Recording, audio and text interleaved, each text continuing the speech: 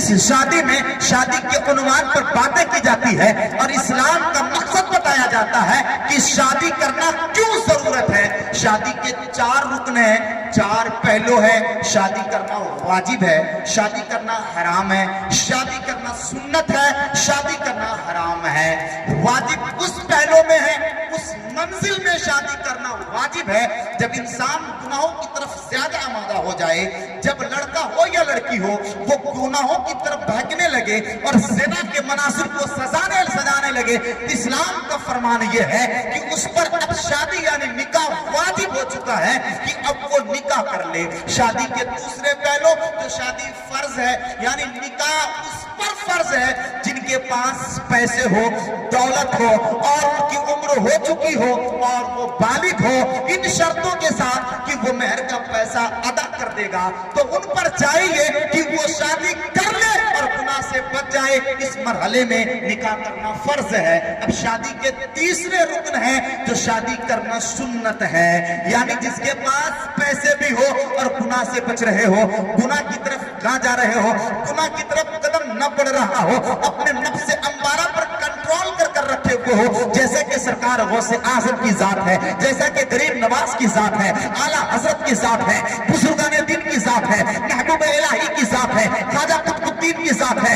پتہ یہ چلا یہ بزرگان دین ہیں جو اپنے نفس امارہ پر کنٹرول بھی کیا کرتے تھے, دین کے راہ پہ خرچ بھی کیا کرتے تھے, دین پر چلا بھی کرتے تھے, اور جب ضرورت پڑتی اسلام کے لیے تو نکاح ان سے کرتے جس کا کوئی سہارا دینے والا نہ ہوتا. بیواؤں کو سہارا دیتے, یتیموں کو سہارا دیتے, غریبوں کو سہارا دیتے. اور یہی مشن میرے مصطفیٰ کا تھا میرے پیارے.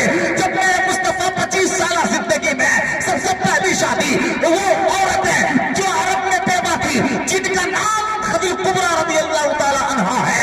رسول پاک نے بیوہ کو سینے سے لگا کر بتا دیا, او بیواؤں تم ستانے کے لیے نہیں آئی ہو, محمد آ چکے ہیں ابھاگن کو سہاگن بنانے کے لیے. میرے مصطفیٰ نے سہاگن بنایا ہے. ایسے بزرگان دین ہیں میرے پیارے جو اپنے نفس امارہ کے لیے نہیں دین کے لیے نکاح کیا ہے, شریعت کے لیے نکاح کیا ہے, نیک اولادوں کے لیے نکاح کیا ہے, گناہوں کی طرف نہ بھٹکے. تو اس مرحلے میں نکاح کرنا سنت ہے, شادی سنت ہے. اور شادی کے چوتھے پہلو جو شادی کرنا حرام ہے, نکاح کرنا حرام ہے. اب اس زمر میں اکثر لوگ پھنس جاؤ گے میرے پیارے. وہ مرحلہ یہ ہے, چوتھی پوائنٹ کی بات یہ ہے جو نکاح کرنا حرام ہے وہ شخص ہرگز نکاح نہ کرے جن کے پاس مہر ادا کرنے کے لیے پیسے نہ ہو. اسلام کا جو مہر ادا نہیں کر سکتا وہ نکاح نہ کرے, جو بیوی کو نہیں کھلا سکتا وہ نکاح نہ کرے, جو بیوی کو نہیں رکھ سکتا گھروں میں وہ نکاح نہ کرے, جو بیوی کو کپڑا نہیں پہنا سکتا وہ نکاح ہرگز نہ کرے. اس پر نکاح کرنا حرام ہے. اس لیے میرے پیارے جب قاضی صاحب نکاح پڑھاتے ہیں ایک جملہ یہ بھی آتا ہے, ماں نان و نفقہ کے تمہارے جوزیت میں دیا کیا تو نے قبول کیا. نان و نفقے کے مطلب ہی یہی ہوتے ہیں, کھانے پینے رہنے سہنے. ان تمام چیزوں کے ساتھ فلاں کی بیٹی کو تمہاری نکاح میں دے رہا ہوں, کیا تم ایکسیپٹ کرتے ہو؟ ہم آسانی کہتے ہیں قبول ہے.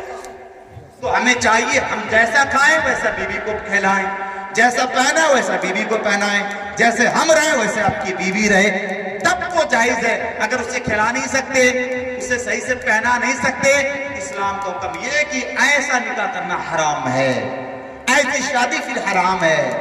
مہر کی بات صاحب نے, مہر 3 طریقے کے, مہر 3 طریقے کے, ایک مہر معجل ہے, ایک مہر معجل ہے, ایک مہر مطلق. 3 کیٹیگری مہر کے. صاف لفظوں میں یہ سمجھو, ایک مہر وہ جیسے نکاح ہو, مہر کے پیسے جو باندھے گئے ہو فوراً کیش میں ادا کر دیا جائے, اسی وقت دے دیا جائے, ایک مہر یہ ہے. مہر کی دوسری قسم وہ ہے کہ ادھار یعنی آج نہیں کل دے دیں گے، کل نہیں 1 سال کے بعد دے دیں گے، 1 مہینے کے بعد دے دیں گے، ایک وقت متعین کر لیا جائے۔ ایک مہر کا دوسرا درجہ یہ ہے۔ تیسرا درجہ ہے مہر مطلق کا۔ مہر مطلق اسے کہتے ہیں جو کچھ پیسے ابھی دے دیے، کچھ پیسے 1 مہینے کے بعد دے دیے، کچھ پیسے 6 مہینے کے بعد دے دیے، اس طریقے سے مہر ادا کرتے ہیں۔ اس کا نام مہر مطلق ہے، اسے مہر مطلق کہتے ہیں، اور مہر اسی طریقے سے ادا کر دیا جاتا ہے۔ لیکن ہمارے گاؤں میں کیا پورے ہندوستان میں کہتے کہ رواج چلا ہے مہر معاف کرانے والا، معاف کرانے والا معاف کرا لیں گے۔ عقل کے پنچروں، جب معاف کرانا ہوتا تو یہ بندھاتا ہی نہیں، جب بندھانا معاف کرانا ہوتا تو بندھاتا ہی نہیں معاف کرا لیں گے۔ اور اتنے عقل مند لوگ ہیں نا، مہر بندھائیں گے 1 لاکھ روپے، 2 لاکھ روپے، آدھے کلو سونا، اشرفی، جو سکہ ہمارے ملک میں چل ہی نہیں رہا اسے آپ مہر مانگ رہے ہیں۔ جبکہ قاضی صاحب ہمیشہ جی کا پرانا زبان یہ کہتے ہیں بس سکہ ریاض الوقت، یعنی جس دور میں جو سکہ چل رہا ہو، یہاں کوئن چل رہا ہے، آپ بات اشرفی کی کر رہے ہیں، دینار کی کر رہے ہیں، درہم کی۔ یہ کیا بدتمیزی یار، اسلام کو پڑھو، آپ دین کو سکھو۔ مہر کے پیسے اتنے بندھائے جائے جتنا دلہا ادا کر دے، ادا کر دے۔ اب جناب کے پاس 20,000 کی اوقات نہیں، 1 لاکھ مہر مانگ رہے، اب وہ کہاں سے ادا کرے گا بھائی؟ پھر وہ تو کہے گا نا یار معاف کر دو، ادا نہیں کرتا۔ اب وہ بھی جناب پڑھنے سے کمزور، وہ بھی کمزور، ٹھیک ہے جناب میں نے معاف کر دیا۔ جبکہ شریعت کا حکم یہ ہے کہ شوہر اگر مہر دینے سے انکار کرے تو عورت شوہر کو قریب آنے سے روکے۔ کریمہ کا فرماتے کم از کم مہر کا پیسہ پورا نہ صحیح، آدھا پیسہ تو پہلی رات میں بیوی کو ادا کرتے ہیں، تاکہ بیوی جب سسرال سے اپنے میکے واپس جائے تو وہاں اپنے سہیلیوں میں خوشی کا اظہار کرے، خوشی کا اظہار کرے۔ ایسا بھی کرنا چاہیے۔ ایجوکیشن بہت ضروری ہے، کمپلسری ہے۔ کم سے کم اتنے مہر کے پیسے اپنے بیوی کو آپ پہلے دن میں دے دے، پورا نہ دے سکے تو مہر مطلق کے روشنی میں، تاکہ اپنے سہیلیوں کے ساتھ خوشی کا بآسانی فراہم وہ کر سکے۔ پڑھے درود شریف اللہم صلی اللہ علیہ وسلم۔ کیا جاتا ہے اس کو نکاح کیوں کیا جاتا ہے؟ وہ چیزیں جو حرام ہو، وہ باتیں جو گناہ کبیرہ ہے، وہ چیزیں جو گناہ ہے، اس کے قریب جانے سے انسان گناہ کبیرہ میں پھنستا ہے۔ یعنی ہر وہ حرام چیزیں جو نکاح سے پہلے کرنا حرام ہے، لڑکیوں سے ملنا، لڑکیوں سے باتیں کرنا، چاہے وہ ٹیلی فون پہ ہو، چاہے فیس ٹو فیس ہو، اگر وہ غیر محرم ہے ان سے ملنا وہ حرام ہے، حرام ہے، حرام ہے، چاہے جس نقوص کے ذریعے ہو میرے پیارے۔ اور جو بھی گناہ سرجد و زنا کے وہ سب حرام ہیں۔ اس لیے اسلام کا بہترین نمونہ عمل یہ ہے کہ نکاح کرا دیا جائے۔ جب نکاح کرا دیا جائے گا، ہر وہ حرام کام جو اس کے لیے حرام تھا نکاح سے پہلے، نکاح ہوتے ہی وہ کام حلال ہو جاتا ہے۔ مثال کے طور پہ لکڑی کو جوڑنا ہو، لکڑی میں تخت بنانا ہو، دروازے بنانے ہو، چوکھٹ بنانے ہو، تو لکڑی کو جوڑنے کے لیے ایک کیل کا سہارا لیتے ہیں، لوہے کے کیل سے لکڑیوں کو جوڑتے ہیں، تب جا کر کوئی تخت بنتا ہے، اس لکڑی کی حیت بدلتی ہے، تب جا کر کئی دروازے کے چوکھٹ بنا کرتی ہے وہ لکڑیاں، تب جا کر وہ کرسی بنا کرتی ہے۔ ٹھیک اسی طریقے سے میرے پیارے، اگر درزی کو کپڑا بنانا ہو تو کپڑے کو صرف لباس نہیں بناتا ہے، لباس بنانے کے لیے کپڑے میں سوئی اور دھاگے سے کام لیا جاتا ہے۔ جب سوئی اور دھاگے سے کام لیا جاتا ہے تب جا کر لباس تیار ہوتا ہے، تب جا کر کرتا بنتا ہے، سٹ بنتا ہے، پینٹ بنتا ہے، ٹوپیاں بنتی ہے، پہننے کے کپڑے بنا کرتے ہیں۔ اور آگے بڑھو میرے پیارے، اسی طریقے سے کسی چیز کو جوڑنا ہو، کسی چیز کو بنانا ہو تو آپس میں اسے ملا دیا جاتا ہے۔ مثال کے طور پہ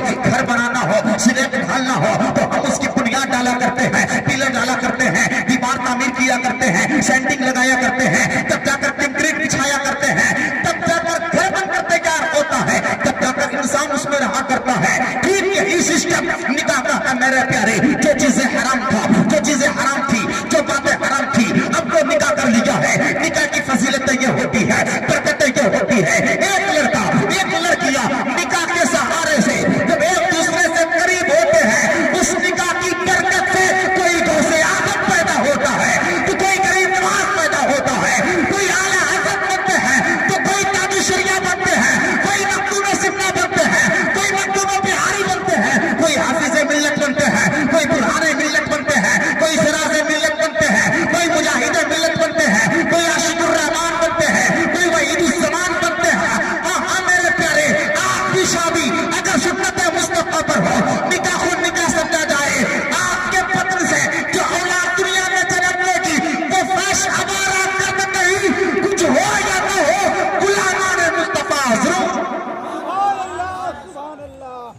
بنے غلامان مصطفیٰ ضرور بنے گا.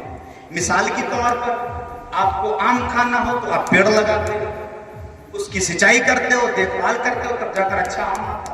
ورنہ ہمارے گاچھیوں میں تو ایسے ایسے پیڑ ہیں, آم ہی نہیں آتا. ہاں اس کی وجہ وہی اس کی سینچائی نہیں کرتے ہو, دیکھ بھال نہیں کرتے ہیں, تصور کرتے ہیں بڑا والا فضلی آم آئے جا کر کھا لیں. حالات ایسے ہوتے ہیں منظر تک نہیں آتا بھائی, اس کی سینچائی کرو گے نہیں تو آئے گا. تو بنیاد اچھی جب پڑے گی, جب نکاح شریعت کے دائرے میں ہوگا, شادی جب اچھی ہوگی حدیث و قرآن کی روشنی میں, تو یقیناً آپ کی نسلیں بھی اچھی ہوگی, نسلیں بھی اچھی ہوگی. ذرا دیکھو تو صحیح, امام حسن کیسے پیدا ہوئے, امام حسین کیسے پیدا ہوئے. ان کی امی فاطمہ, ان کے ابا مولا علی, وہ بھی انسان تھے بھائی, وہ بھی انسان تھے. ماں جب نیک ہوتی ہیں تو یقیناً اولاد بھی نیک ہوا کرتی ہے. باپ جب نیک متقی پارسا ہوتا ہے تو بیٹا بھی متقی بن کر چمکتا ہے. وہ حضرت فاطمہ سیدہ طیبہ زاہدہ خاتون جنت فاطمہ الزہرا رضی اللہ تعالی عنہا, وہ مولائی کائنات داماد پیغمبر مشکل کشا حضور کی بارگاہ میں حاضر عرض کہ یا رسول اللہ میں آپ کی حقیقت جاننا چاہتا ہوں. کون کہہ رہے ہیں؟ حضرت علی کہہ رہے ہیں. کن سے؟ حضور سے. یا رسول اللہ میں آپ کی حقیقت جاننا چاہتا ہوں. میرے مصطفیٰ فرماتے ہیں اے علی میری حقیقت بعد میں سمجھنا, پہلے جا اپنے گھر فاطمہ کی حقیقت کو سمجھو. علی عرض کرتے ہیں یا رسول اللہ وہ میری بیوی ہے, وہ میری جوزہ ہے. ہر شوہر اپنے بیوی کی باتوں سے ان کی حرکات کو اس کا شوہر جانا کرتا ہے. نبی نے فرمایا علی جاؤ, صحابی تھے نا, بات نہیں کاٹا, وہابی نہیں تھے. وہابی ہوتا پکڑ گیا ہوتا, وہ میری بیوی مجھ سے زیادہ جانتا ہے. ایسے کہہ نہیں دیتے بھائی ہمارا بھائی مجھ سے زیادہ جانتے ہو, ہمارے گھر کی باتیں مجھ سے زیادہ جانتے ہو. صحابہ تھے, صحابہ, یہ 2 درجن والے نہیں تھے 24 نمبر. کہا یا رسول اللہ میں جاتا ہوں. حضرت فاطمہ کی بارگاہ میں حاضر عرض کہ فاطمہ میں آپ کی حقیقت جاننا چاہتا ہوں. حضرت فاطمہ عرض کرتی ہیں آپ میرے سرتاج ہو, آپ میرے شوہر ہو. بھلا وہ کون شوہر ہوگا جو اپنے بیوی کی حقیقت کو نہ جانتا ہوگا. کہا فاطمہ یہی تو بات ہے رسول پاک نے فرمایا ہے, کچھ تو راز کی بات ہوگی. حضرت فاطمہ عرض کرتی ہیں بابا نے کہا ہے, رسول پاک نے کہا ہے, میری حقیقت جاننا چاہتے ہو؟ ہاں جاننا چاہتا ہوں, جانو. حضرت فاطمہ نے لوٹا اٹھائی, وضو فرمائی, مصلی بچھائی. علی دیکھ رہے ہیں کہ فاطمہ وضو کر رہی ہے, فاطمہ مصلی کو بچھا رہی ہے. حضرت فاطمہ مصلی پہ کھڑی ہوتی, نیت باندھتی ہے. علی دیکھ رہے ہیں فاطمہ مصلی پر ہے. تھوڑی دیر کے بعد علی کیا دیکھتے ہیں, حضرت فاطمہ وضو کی تھی, وہ لوٹا بھی دیکھے تھے, پانی بھی دیکھے تھے, وہ جگہ بھی دیکھے تھے, ہاتھ میں مصلی بھی دیکھے تھے. لیکن جیسے مصلی پہ کھڑی ہو رہی حضرت فاطمہ, علی دیکھ رہے تھے, نیت باندھی حضرت فاطمہ, علی دیکھ رہے تھے. تھوڑی دیر کے بعد علی کیا دیکھتے ہیں, جہاں پہ حضرت فاطمہ کھڑی تھی, نیت نماز کی باندھی تھی,